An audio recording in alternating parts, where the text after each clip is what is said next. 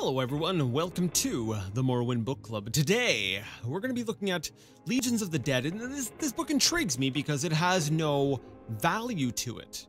All of these other books have a value thing, but Legions of the Dead, I'm guessing, cannot be sold. Or maybe nobody wants it, but interesting that it's lighter than the other books, which is kind of funny because the Legendary Scourge, which we just read last time, has a weight of 2, a whole weight of 2, and is literally this. So I'm kind of curious what Legions of the Dead is going to bestow upon us. So let's get started. Legions of the Dead, no author. Undead commonly occur in 3 basic types: spirit, flesh, and fleshless. Interesting. Oh, okay. I was like, spirit and fleshless, like, aren't those the same thing? Then I remembered skeletons. Right, okay.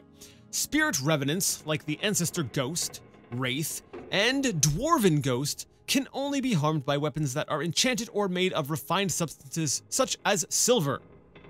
Ancestor ghosts, the most common spirit revenant, are harmless apart from the minor curses they lay upon their victims. Tell that to a level 1 character.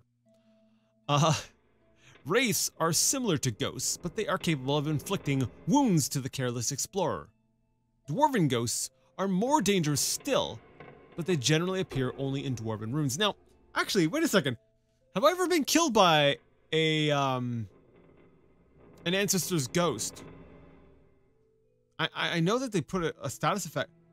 Part of me just wants to find a ancestor ghost and have it attack me, just so that I can test and see if it's actually harmless, or if the book is lying. Anyways, more dangerous still, but they generally appear only in dwarven ruins. Flesh revenants, or quote-unquote zombies, as they are often called in the West, are known as bonewalkers in Morrowind. Magic preserves the bonewalkers' fleshy remains along with the bones and spirit. Bonewalkers are readily identified by the sharp protuberances of bone and metal employed in the rituals that bind them to this plane. All bonewalkers are malevolent and dangerous, but the greater bonewalkers are far worse than the more common lesser bonewalkers. Thankfully, normal weapons harm bonewalkers. You know, I kind of like this because it reframes bonewalkers in my mind.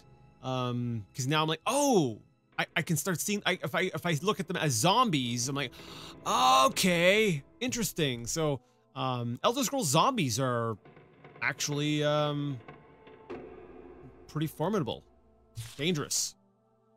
It is difficult to generalize about fleshless revenants or skeletons. The agility and fighting ability of the animated remains may depend on the abilities of the revenant's former life, and may therefore be weak or strong, or more or less capable with weapons and shields. Fortunately, enchanted weapons are not needed to destroy skeletons. An exception is the Bonelord, a peculiar form of revenant that seems to derive its powers more from its spirit energies than from the substance of its skeletal remains. Bonelords are very powerful and very dangerous. Normal weapons do not affect them. Vampires were believed to be extinct in Morrowind for centuries.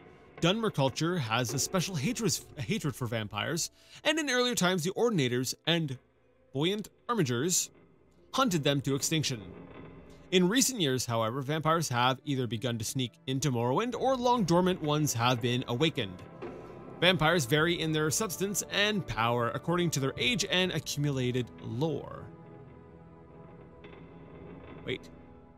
They vary in their substance and power according to their age and accumulated lore. So, how does accumulated lore affect their power? Anyways, but even the weakest vampire is immeasurably stronger than most other undead. Note, ash vampires are not vampires and are not undead. Ash vampires are extremely dangerous. While their spirit and substance may indeed be preserved by some magical process, the holy warriors of the Tribunal Temple report that spell effects known to affect the undead have no effect on ash vampires. Interesting. Anyways, I was kind of hoping there'd be more of an explanation, or we'd find some clues as to why this book is valueless. Like, there's actual information in here that I actually found very useful. So that's Legions of the Dead. A very informative look into the undead hordes of the Elder Scrolls, or Morrowind at least.